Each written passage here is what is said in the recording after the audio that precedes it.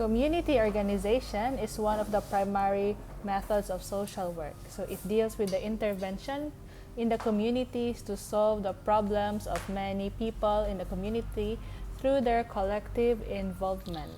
Community organization is considered as a macro method of practice in social work because of its ability to involve large number of people in solving the social problems. Community organizing is both tactic to address specific problems and issues and longer-term engagement and empowerment strategy. So longer-term objectives of community organizing are to develop the internal capabilities and to increase the decision-making power and influence of underrepresented groups. So members of communities are organized to act collectively on their shared interests.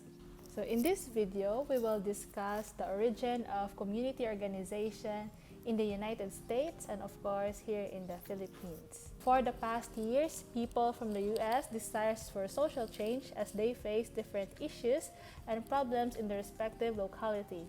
Thus, people that share common goals gather and create groups to find solutions to the problems that they are facing and somehow make a difference. So, early organization for change came from labor protests, which originated as early as colonial times. Robert Fisher and Peter Romanowski identify four rough periods for community organizing in the US. 1786, the first recorded strike for higher wages occurred in Philadelphia and was initiated by a shoemaker. Perhaps more famously, workers organized to strike in the Industrial Revolution, leading to the types of unions we are more familiar with today. 1880 to 1900, people organized immigrant neighborhoods in urban centers to meet the pressure of the rapid immigration and industrialization. The dominant approach is termed by social work by Fisher, since the organizer focused on building community through settlement houses and other service mechanism. So in 1824, textile workers first went to strike. In 1830, strikes became more largely recognized as a way of the disadvantaged working in factories to gain protection and power over their employer.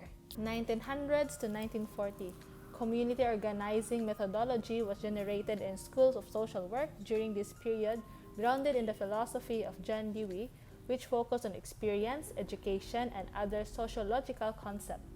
Anti-capitalist doctrines were relevant during this period, and organizations tend to be nationally focused during the Depression era, since change regarding economic issues seemed more likely at the national rather than the neighborhood level. 1940 to 1960, Chicago-based Saul Alinsky is credited with originating the term community organizer. Alinsky was the founder of the first national community organizing training network, as well as the first to codify key and strategies to aim of community organizing in his book Reveal for Radicals, published in 1946, and the Rules for Radicals, published in 1971. Saul Alinsky, who was born on January 13, 1909 in Chicago, Illinois, USA, and who died June 12, 1972 in Carmel, California, is an American social organizer who stimulated the creation of numerous activist citizen and community groups. Alinsky emerged as a community organizer in the half of 1930s. His thinking about organizing was strongly influenced by the militant labor movement in the United States emerging at the time. Alinsky's approach emphasized democratic decision, making the development of indigenous leadership with the support of traditional community leaders, addressing people's self-interest, use of conflict strategies, and fighting for specific and concrete results. In the late 1960s and 1970s, many liberals and liberal-leaning foundations embraced his method of community organizing as an alternative to the radical activism and rebellion occurring at the time in the U.S. cities. 1960 to present.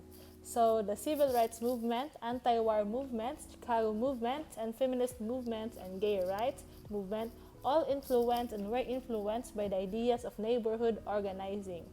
Experience with federal anti-poverty programs and the upheavals in the cities produced by a thoughtful response among activists and theorists in early 1970s that has informed activities, organizations, strategies, and movements Through the end of the century, less dramatic civic associations and neighborhood black clubs were formed all across the country to foster community spirit and civic duty, as well as provide a social outlet. History of community organization in the Philippines.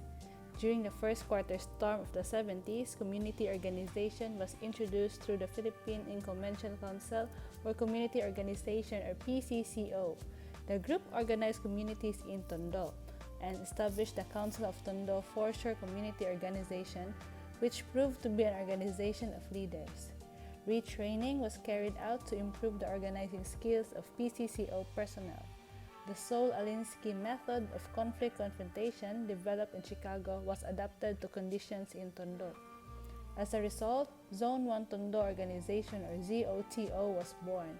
The program was replicated in other parts of the Philippines, including the rural areas, and usually introduced through the church structures. The Alinsky community organization method was refined to include reflection sessions, which were in turn taken from Paulo Freire's pedagogy of the oppressed. During the time of President Ferdinand Marcos, when the martial law is implemented nationwide, there is a repression among the progressive groups in the country. So many people who don't follow the rules given by the government was arrested or eliminated by the military. So the people and groups who are against the martial law struggled, and some of them simply laid low. Despite the challenges, organizing efforts continued. During the time, development workers began pushing for people's participation, and community organizing became a tool for achieving this. Both international development groups and government began advocating and funding community organization programs. Thus, community organizing proliferated. Church-based programs, which function as non-government organizations, were the first to engage in organizing despite martial law. However, NGOs resumed grassroots activities. The Philippine Inconventional Council for Community Organization, or PECCO, continued the refinement and implementation of community organizing approach all over the country, in combination with the Marxist structural analysis and the thinking of Saul Alinsky and Paulo Freire. It cannot be denied that the most effective NGOs of the period were those whose leader and staff had ideological leanings. On the other side, internal ideological struggles rocked some NGOs, as ideological debates and rivalries within the mass movement spilled over to the social development community. PECCO, for one, split in 1977 because of ideological differences among its elements, leading to the formation of two separate organizations: the Community Organization of the Philippine Enterprise, COPE, and the Philippine Inconventional Action for Community Empowerment, RP. Development institutions eventually saw the need for more coordinated activities among themselves. In December 1972, 10 foundations came together and formed the Association of Foundations. The association expanded to 40 members by 1976. More progressive groups formed the Philippine Alliance for Rural and Urban Development, a consortium of Philippines organizations and NGOs with more or less the same ideological bent. When martial law was paper-lifted in 1981, organizing efforts multiplied and innovative approaches and tools were developed and replicated all across the country. NGOs were instrumental in the development of the organized mass movement. The assassination of Senator Benigno Aquino Jr. in 1983 led to widespread street protests, which became known as the Parliament of the Streets. It attracted a cross-section of society, including previously unpoliticized sectors such as business and the institutional church.